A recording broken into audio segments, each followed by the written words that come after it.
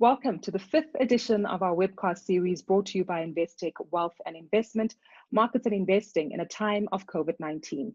I'm Gugulethu Mfuphi, a South African-based financial journalist and broadcaster, and I have the pleasure of being your moderator for today.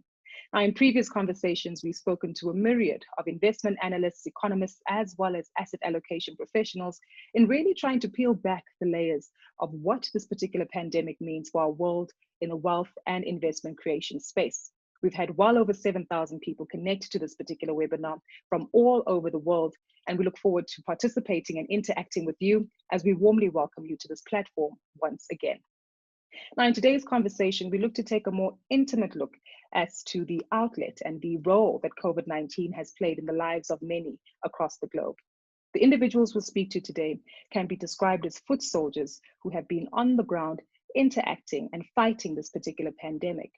Now, in recent weeks, we've managed to gain more insight and data as to how countries world over have actually managed to fight this particular pandemic and as such flatten the curve. We'll analyze some of this data, get an understanding as to what it means for human interaction, and of course, peel back at the implications that this has on our economic and investment climate. But let's get into the conversation for today, and let me do that by introducing our first guest, Professor David Heyman. He's a professor of infectious disease epidemiology at the London School of Hygiene and Tropical Medicine. He's also the head of the Centre of Global Health Security at Chatham House in London. Brief background on Professor Heyman, while he also chairs the Scientific and Technical Advisory Group for Infectious Hazards, the External Advisory Group at the World Health Organization Emergencies Program, which is leading the current response to the COVID-19 epidemic. We've also been based previously for 13 years in Sub-Saharan Africa on assignment from CDC, where he worked in Cameroon, Cote d'Ivoire, DRC, and Malawi. During his time, he's worked and participated in response to the first, second, and third outbreaks of Ebola in the DRC. Our next guest is Carly Drinkwater. She's a language teacher and a blogger who moved to Italy 6 months ago and has subsequently found herself in the midst of a lengthy lockdown that Italy is still currently experiencing. She'll be sharing some perspective with us as to what her experience on the ground in Italy has been. And of course, our final guest is Richard Cardo, portfolio manager at Investec Wealth and Investment in Cape Town. Now, Richard co-manages the Global Leaders portfolio, which is jointly run out of South Africa and the UK. Richard and his family have now recovered from COVID-19, so is really well positioned, not only to give us some insight into the numbers, but a personal experience as to what being infected with COVID-19 actually means. A warm welcome to all three of you, and we're looking forward to this conversation. Rick, I'd like to start with you. I think for many of us who haven't necessarily experienced this particular virus or have come close into contact with anyone else who has, we're still uncertain as to what the experience fully encompasses. But for you personally, Rick, what has the experience been like, and has it been typical of any other flu symptoms that you've had? Thanks, Gugu. Yeah, well, certainly not a pleasant experience. I was a local transmission case, and I picked up the COVID-19 from an elderly relative who had been staying with us from the UK. She had shown no symptoms through the period, but she had gone for a test as a kind of precautionary measure, just to ensure her safe passage back to the UK prior to South Africa going into lockdown on the 27th of March. We then heard that she had tested positive later on the evening of the same day that I started experiencing my own symptoms at the office. I then went for a test the very next day and received a positive result 2 days later, which was obviously quite a shock. So my symptoms at the office, which, as I say, started on that afternoon of the 13th or 19th of March, included sore, blurry eyes, being lightheaded, and fever and shivers. And it was really the fever and shivers for me that sort of suggested straight away that this was something that was a bit irregular. So I packed up and left the office and phoned my boss from the car on the way home to tell him that I was going home. The next day, which was the day of testing, I had a really achy body and fatigue, still sore eyes and quite lightheaded. Then over that weekend, the symptoms did seem to get worse. I'd call it almost a bad episode of flu. The symptoms included chronic sinus, congestion, I spent quite a bit of time trying to decongest, and that was quite a worry with that congestion. And it seemed to cause quite a bit of shortness of breath, which I guess through the whole ordeal was probably the most worrying aspect for me. During sort of that day 3 to 6, I still had a sore body and stomach cramps, and at certain times I felt quite nauseous. Interestingly, I did have a bit of a dry cough, but no sore throat, which is kind of widely reported as a symptom of corona. Also, it was quite worrying during that period, just trying to get your head around whether, I was getting any better. Was I close to kind of the end, or was worse still to come? And that sort of panned out from day 7 to 10. The sinus and congestion was very much still there, but the shortness of breath had gone away, which was a massive relief. And then very interestingly, probably on the last 2 days, days 9 and 10, I started getting a fever and shivers again, which again was quite worrying because it was almost, a concern that kind of I was relapsing. But now that I think back in retrospect, I think that was my body finally rejecting and expelling the virus. And from then on, I started to improve quite rapidly. From a mental perspective, obviously throughout the kind of ordeal, I was quite anxious, particularly anxious that I hadn't infected any of my colleagues or at work. I mean, they'd all gone into self-isolation immediately. Investec was very good about that on the very day that I went for my testing. My wife had also tested positive. She had similar kind of symptoms to myself, but with no fever, aches, or shivers. She had more fatigue than I did at the outset, and she certainly did lose her smell and taste. Her symptoms probably lasted about 3 or 4 days less than mine did. My 15-year-old son, was asymptomatic through the period, as was my 13-year-old daughter. And I would say from about day 12, I started to recover fully. Not quite fully. I still feel a bit weak and lethargic. I'm a fit person. I like to exercise daily, and I'm certainly haven't been up to doing that.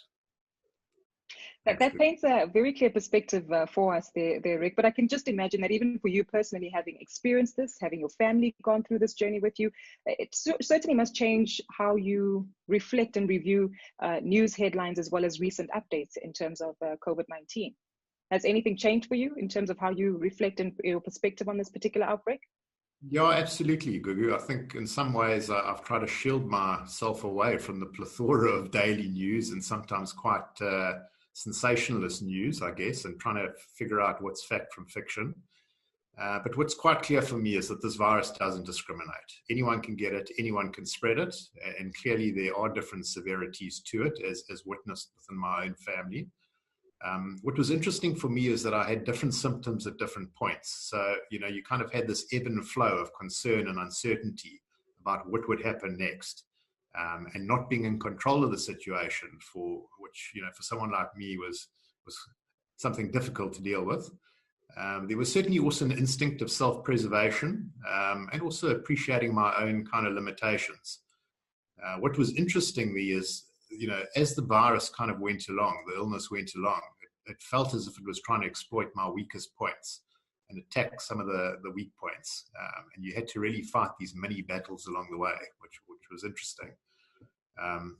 So kind of the key takeaways for me, I guess, would be, you've got to follow the medical protocols of social distancing and isolation. We did that very thoroughly. You need to be resilient. I mean, it was good to be a healthy and fit person going into this ordeal. But you've really got to work on remaining mentally positive and strong throughout. I think that's kind of key. Just from a work perspective, I mean, it was reassuring for me to know that there are 4 of us senior portfolio managers managing the Global Leaders portfolio. We've got a whole team of analysts and trade implementers too behind the process. It's the kind of way we manage money at Investec on a collegiate basis. So, it was reassuring to know that the wheels were sort of still turning smoothly.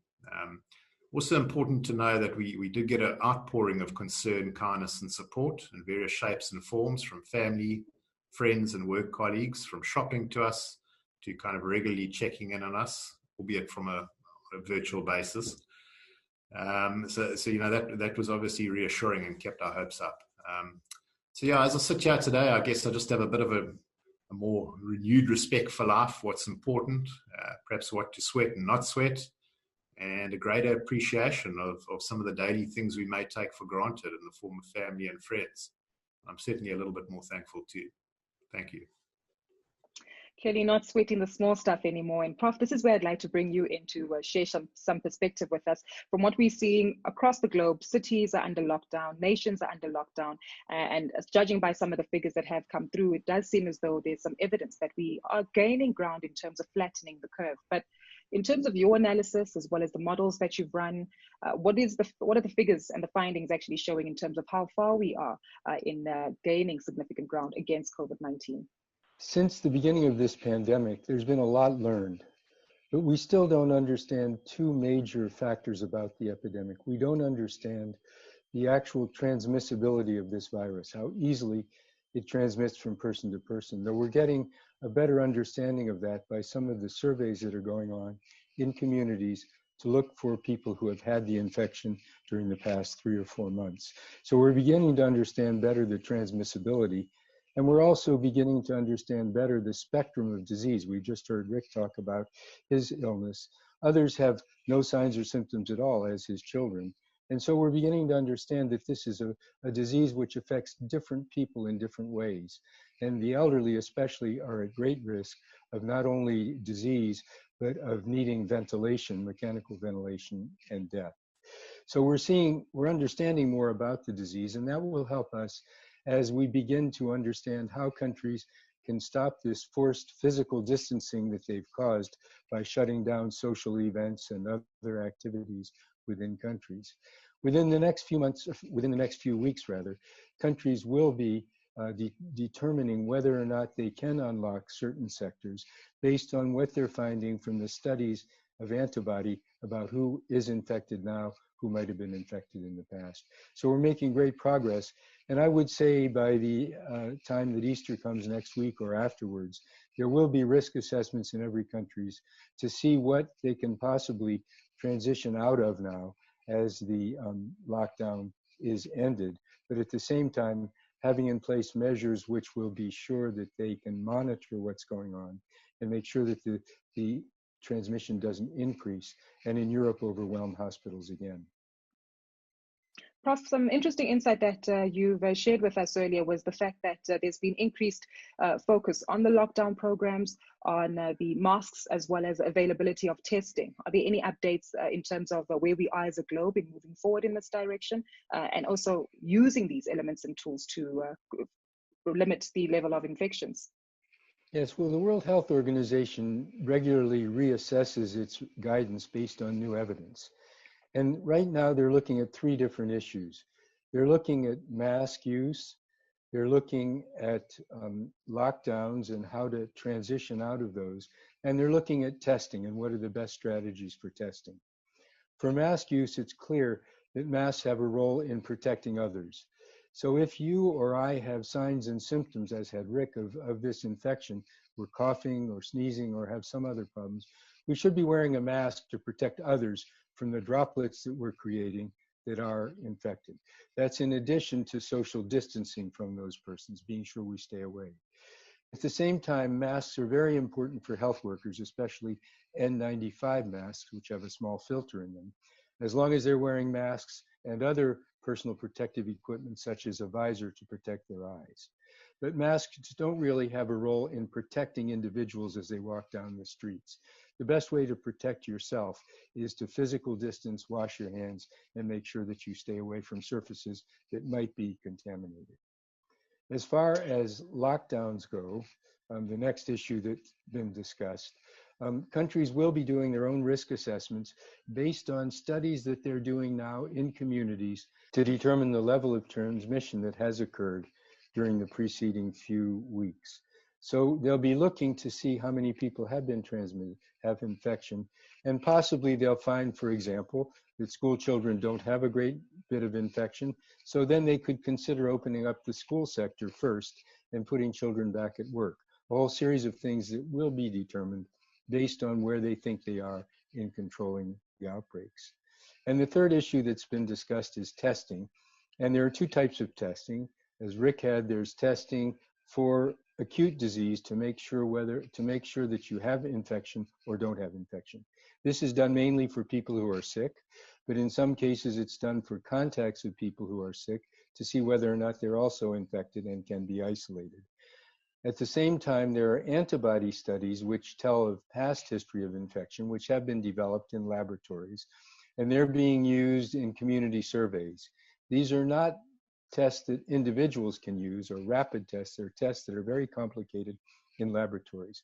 But there are also point of care diagnostic tests that can be used by individuals, like a pregnancy test, to see whether or not they've been infected. And these tests need to be validated to be sure that they're picking up only the antibody to the coronavirus that causes COVID-19 and not other coronaviruses, which also circulate in humans and cause a common cold. So that's an update of what WHO is doing this week. Thanks for the clarity in terms of the lockdown, because we do witness in the news headlines that Wuhan, I understand, has tried to go back to a sense of normality in terms of interaction amongst its citizens. But one particular country which faces ongoing pressure has to be Italy. And Carly, I'd like to bring you in here to share some of your insight with us. You've been in Italy for well over 6 months now, have found yourself in the midst of what has been quite an unprecedented lockdown in terms of time. But what has this meant just for the mood and the environment that you're experiencing currently in Italy? Well, we're now in week 5 of lockdown. This is day 30. And in the last week, there's actually been a sense of hope, because this lockdown has been extremely intense for us here in Italy. It's not a case of just staying at home and we've been allowed still some kind of normality and some liberties. We have none. We can't even go outside for a walk. The only thing that we're allowed to do is go to the supermarket, because that's essential needs to buy food, or go to the pharmacy. But everything is done with a high level of bureaucracy, documentation. You need to keep it with you on all times in your ID. You actually need to specify which supermarket you're going to, because when the police do their patrols and check, they will see which road you're on and they'll verify what your address is, what the supermarket is. And if you're on a route that doesn't make sense, then you could be fined. And that's one response of the Italian government, is to dole out very high fines, up to thousands of euros, for people breaking the decree. It's been taken extremely seriously here in Italy. However, over the past week, it seems like all our efforts are starting to work. The number of cases and deaths are starting to drop. So we feel more hopeful than we did before. There may be light at the end of the tunnel.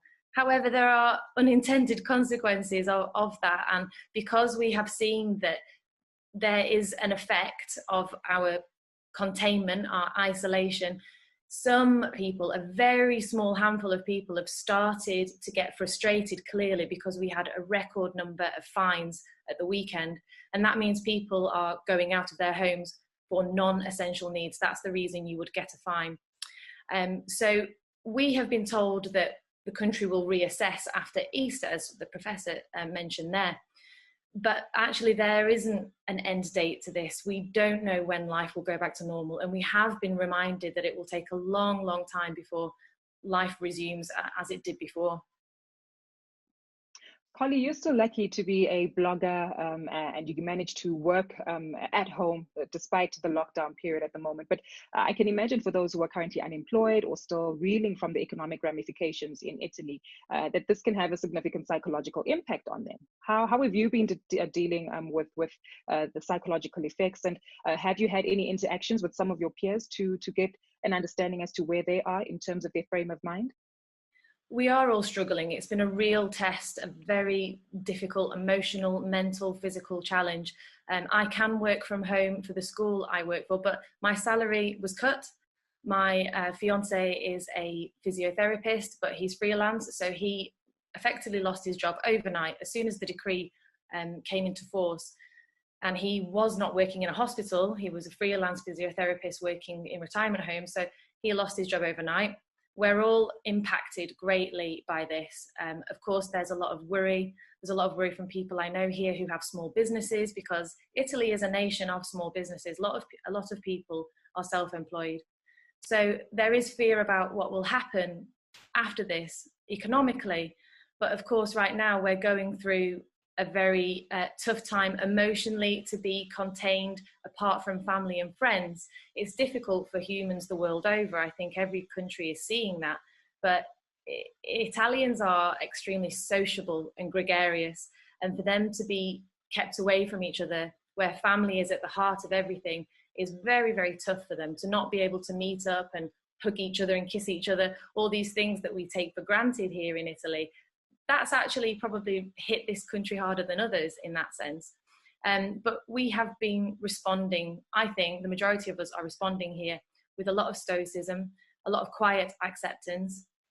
There are instances that you may have seen on the internet of people coming out onto their balconies and singing to each other to help with the loneliness, playing an instrument.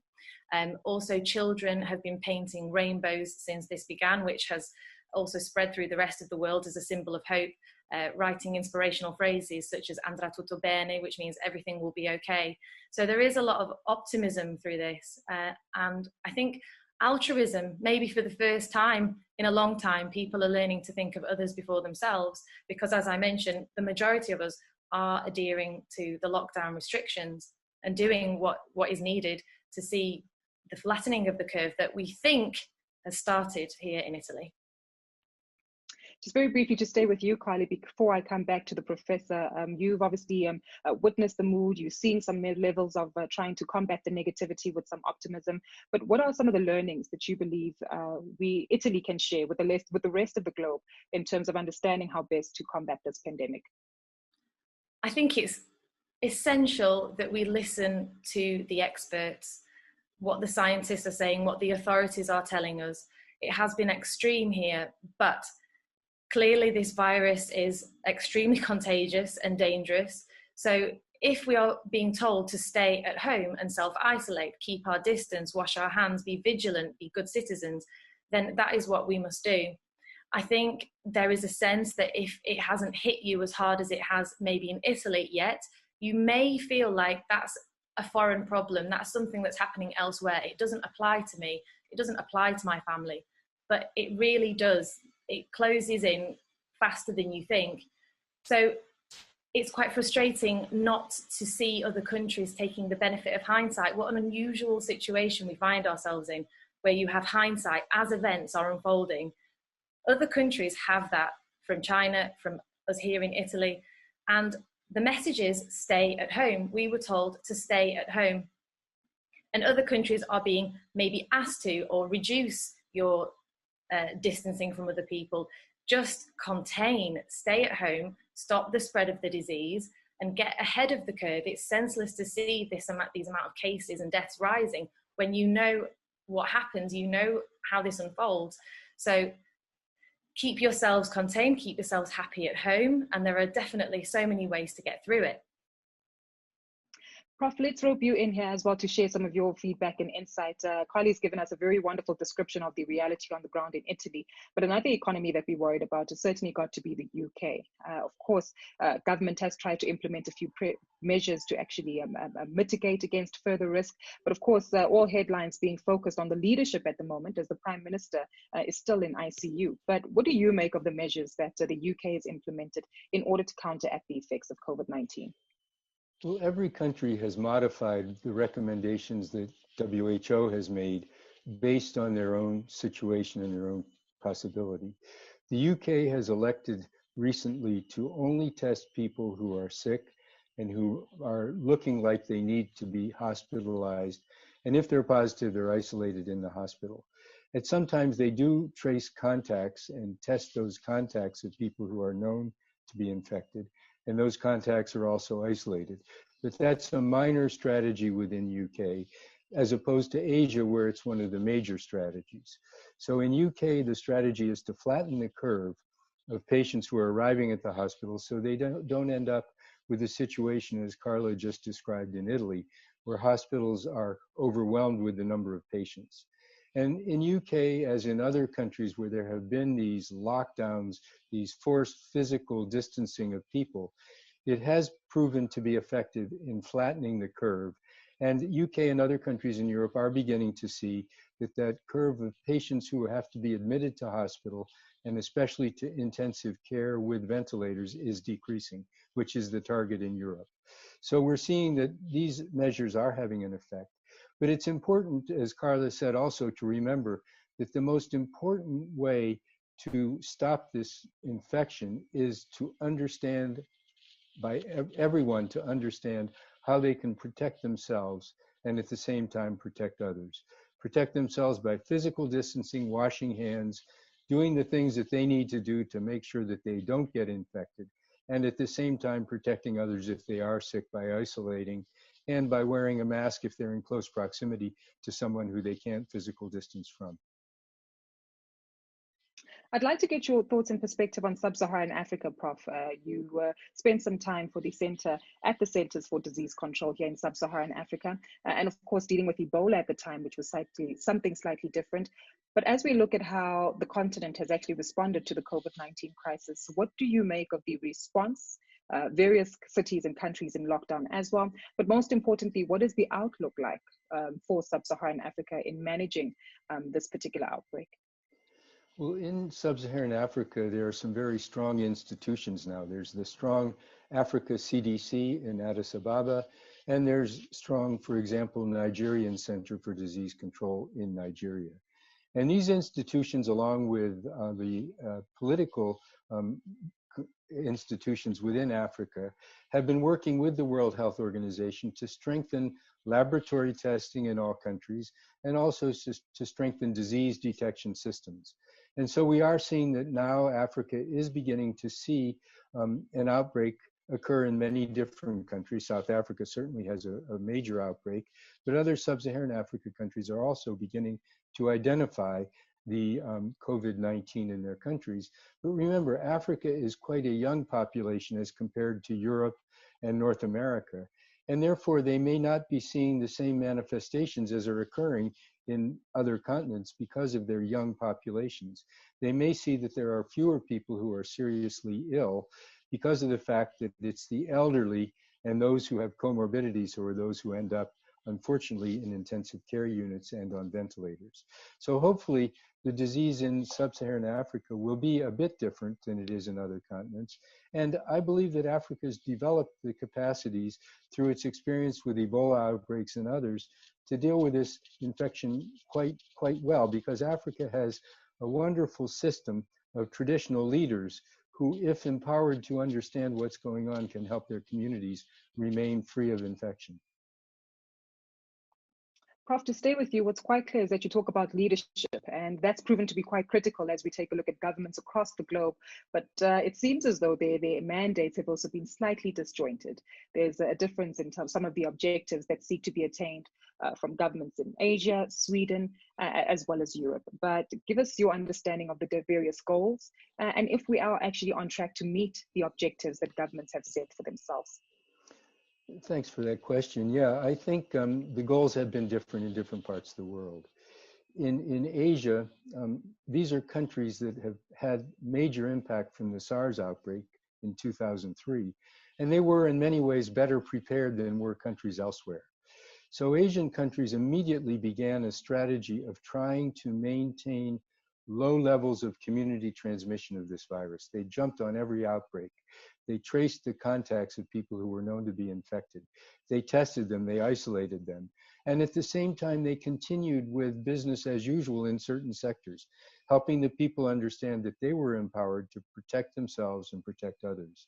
And they've had good success in keeping the outbreak at a low level in communities under the reproductive number of 1, which is that magic number. A reproductive number of 1 means that 1 person is infected from each infected person. And they've been able to keep it under 1, which is a sign that they've had good success, but it's gradually creeping upwards. But they've had as a target, keep community transmission low. In Europe, they had time to prepare, but many countries weren't prepared when they had importations, and they didn't jump on them the same way as they did in Asia. And in Europe, the target now is flatten the curve of people arriving in hospitals so that they can be sure that their hospitals can deal with the massive number of patients who are being infected by community circulation. Sweden is one of the exceptions in Europe. Sweden's philosophy is that people can do their own physical distancing The government does not need to force this on them. They should understand how to physical distance and how to prevent themselves from getting infected. And they've put the responsibility on their citizens to protect themselves and prevent infection of others. In North America, they've followed more or less the strategy in most of Europe in trying to flatten that curve, which is arriving at the hospital and needs hospitalization. And they've done a fairly good job in beginning to see an impact on flattening the curve in places like New York. So all countries have different strategies and mixed strategies within continents themselves. And so what we're seeing is Africa has decreased community transmission and continues to work on that. Europe and North America are trying to flatten the curve and make sure that what occurs doesn't overwhelm their hospital systems.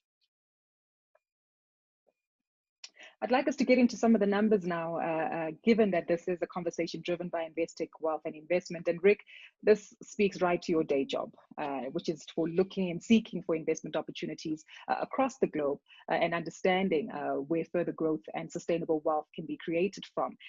I am assuming that COVID-19 in the last month has really wreaked some kind of havoc for the investment fraternity. But what have you seen in terms of some of the companies as well as the areas where you seek future investment from, and just what the economic and financial consequences of COVID-19 have been? Thanks, Gugu. Yeah, this has certainly been one of the fastest and steepest equity market meltdowns that we've seen in history over the last 100 years. And quarantine has quite obviously brought an abrupt end to all economic activity. For example, you've seen the demand for oil down 25% year on year. So we've had a bit of a recovery in the last week or two, and global markets are probably now down about 20% in dollars for this year, which means that we are now starting to see some selective opportunities that just weren't there 6 weeks ago. And this allows us to buy some great quality, fundamentally sound businesses at much more reasonable valuations.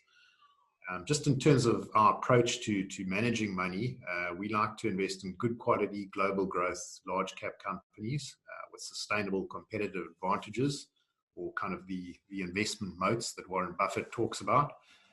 Typically, these kinds of businesses have high returns and margins, persistence of profitability, stable and non-variable earnings growth through different market cycles, and strong cash generation.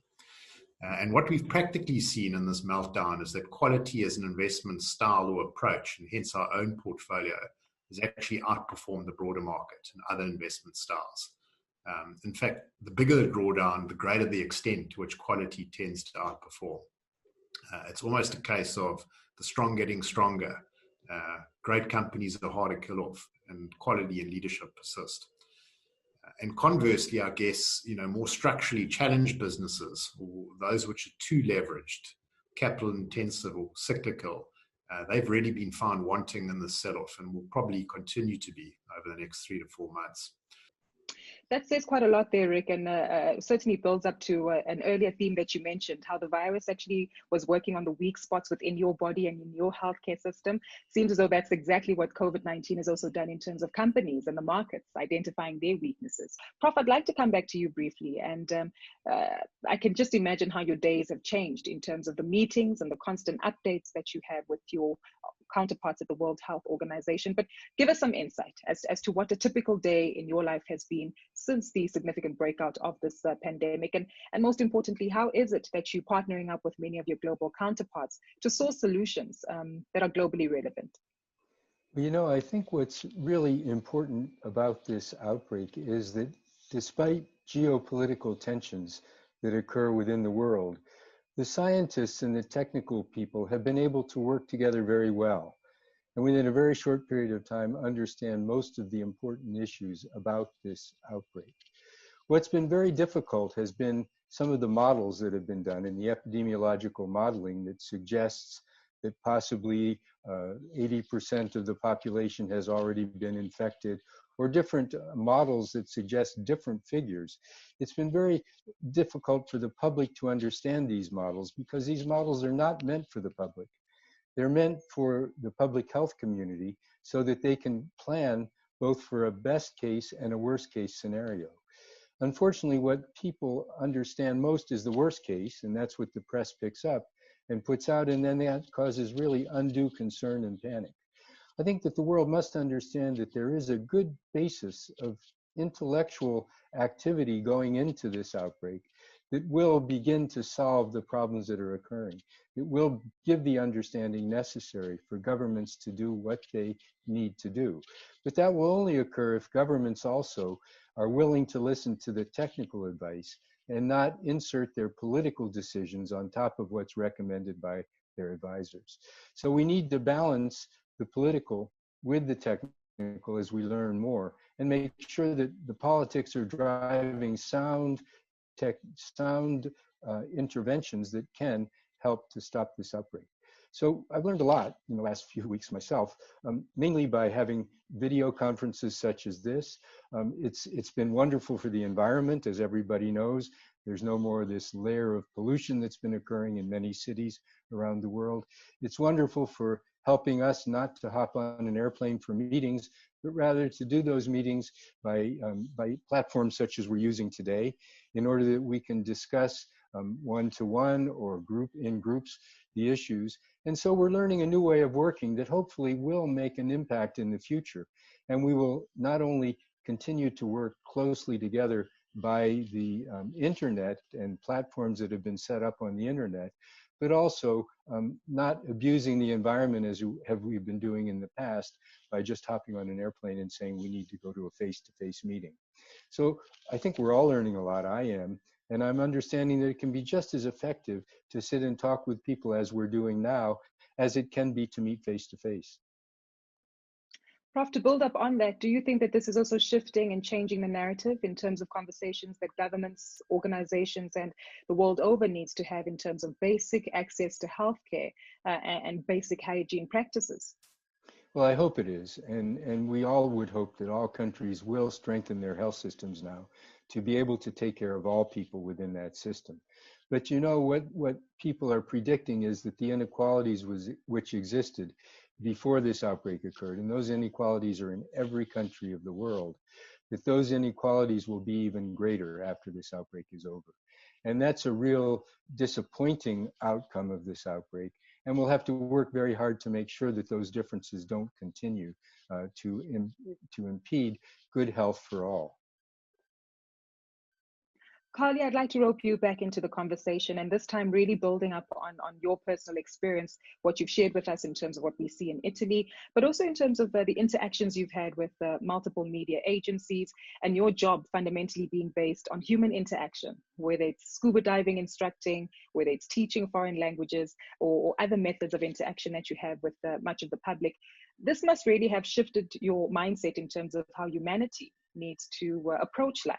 An understanding of the environment, as we mentioned by the Prof, an understanding of the economic ramifications, and also an understanding of our interactions with each other as human beings. But with that said, what are some of the key elements that you've learned in terms of how this changes your perspective of basic human interactions, much of which is based on your work and your growth in your career? It's inevitably led to a lot of deep reflection being in containment. And as you said, a lot of my work in the past few years has been founded on actual physical human interaction. We should be changed as humans from this. I am changed as a human from this. I was always very focused on nature protection, and as Professor David mentioned there, it's amazing to see how nature can recover if we as humans allow it to, and we will need to change how we operate in the future.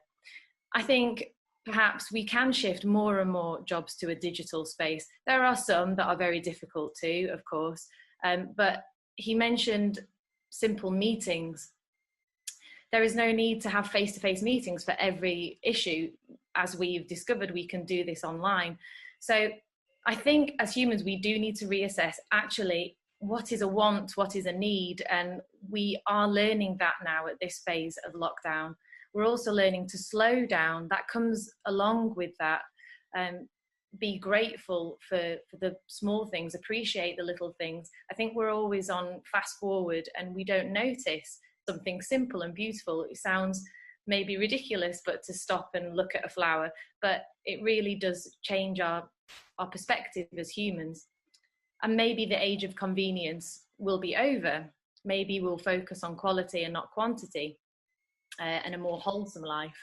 I think what is really obvious to me at this point is that even though we have become so independent and self-sufficient as humans, this pandemic has taught us we do need each other. We rely on each other to survive. And in the future, that will be key, to look out for each other, support each other, and protect this planet, our only home. Key lessons there, Carly, and thank you so much for sharing that with us. Rick, there is a very critical question that's come through, and one that actually asks for your outlook and overview, a high-level outlook in terms of what the South African economy might look like in 2020 in the short to medium term. Thanks, Gugu. Yeah, I mean, look, South Africa is probably in a more precarious position than many of the sort of G20 countries around the world. Prior to COVID-19, obviously Eskom was top of mind. And at the beginning of this year, most market commentators were probably looking for South African GDP growth in the region of about 0.5% to at best 0.9%. We're in the early days of seeing revisions to those numbers, but quite clearly we're going to see a recession this year. Very likely that GDP growth could be down anywhere between 2 and 4%. So, certainly the central bank has stepped up. They've cut interest rates. They've implemented quantitative easing, which they've needed to do. But what's worrying for South Africa is we just can't do the same on the fiscal side that, many of our trading partners and countries around the world can do. Our debt levels are too high. The interest payments on those debt levels are too high. We've now been downgraded to junk status by Moody's as well. So all three rating agencies have us at junk. Which means the cost of capital for South Africa has gone up. We just don't have the ammunition to pull us out of this kind of growth quagmire that we find ourselves in. So, it is worrying. We're battening down the hatches. Lockdowns are important, but kind of given the shape of the economy, there's the real risk that, not going back to work at some point in time could do even more massive economic damage. So from an investment perspective, it's very tricky. The GDP outlook is worsening in South Africa. From an equity valuation perspective, valuations are looking very attractive. I think the 12-month forward P of the local stock market is less than 9 times. It's as cheap as chips. It's as cheap as it's ever been. But just because you're cheap doesn't mean you can't stay cheap. And there's no doubt that the E in the PE is going to decline significantly. Earnings are going to go backwards. So, we're in a tough place. We've all got to put our heads together, and you're starting to see some of that. I think our president and our health minister have come across incredibly well, been well received globally. This is a time for politicians to stand tall and do what's required. And certainly some of the stuff we're seeing at the moment is pleasing. And we hopefully, in a weird kind of way, COVID will now give the president the mandate to kickstart the economy. Well, we certainly hope so, in trying to uplift the economic quagmire, as you say, that we find ourselves in. And Prof, as we wrap up today's conversation, I'd like to come to you. As both Carly as well as Rick have mentioned, we are essentially arming ourselves with the knowledge that collaboration is key. We're arming ourselves with knowledge. We're on the front lines by abiding by the lockdown rules, hand sanitizers in arms, masks on faces. But where are we? And what words of confidence can you share with us, perhaps as foot soldiers, as a global economy and global citizens, in understanding where we are in terms of combating this war against COVID-19? And I guess your words of confidence to alleviate some of the anxiety and pressures that many of us might be feeling. Well, Gugu, I think we all have the tools that we need. We're waiting for a vaccine. We're hoping for a vaccine. We're hoping for drugs. But within us, we each know how we can prevent this infection from touching us, and at the same time, prevent others from getting infected. And I think that's the most important message to put out today, whether it's taken by traditional leaders to use as they use, for example, in Ebola, where Moyembe, who was the first doctor and Western trained doctor ever to see Ebola in 1976, and still goes to Ebola outbreaks, doesn't go to the hospital first. He goes to the community leaders first. And he tells them in their language, this is a disease which is caused by evil spirits within the bodies of those who are sick. And those spirits are trying to get out. And if they get out, they will infect you. So if you touch that person, or if you touch a dead body that's died with those evil spirits inside, they will come to you and cause you to be sick. With simple language such as that, Moyembe is able to convince the communities of the importance of working together to stop this outbreak as the teams come in to help them. That's the message I'd like to portray today, is that everybody has within them the power to not only slow down transmission of this outbreak, but to prevent others from becoming infected. Thank you so much for that feedback there, Prof. We really appreciate the insight that you've been able to share with us. A big thank you to you as well for joining us for this critical conversation, which really speaks to a heightened sense of increased collaboration across the globe, as well as in the local communities we work with, changing our mindset as humanity in terms of how we interact with each other and with our environment, and most importantly, remaining calm, as has been mentioned by Rick, in terms of understanding the economic challenges and economic ramifications that we'll face in the upcoming months, but having a long-term strategy, remaining focused and calm despite all this noise in the market, is what will see us through. We trust that you've enjoyed this fifth webcast that has been brought to you by Investec Wealth and Investment. We certainly look forward to joining you in conversation yet again next week, Thursday, on this particular platform.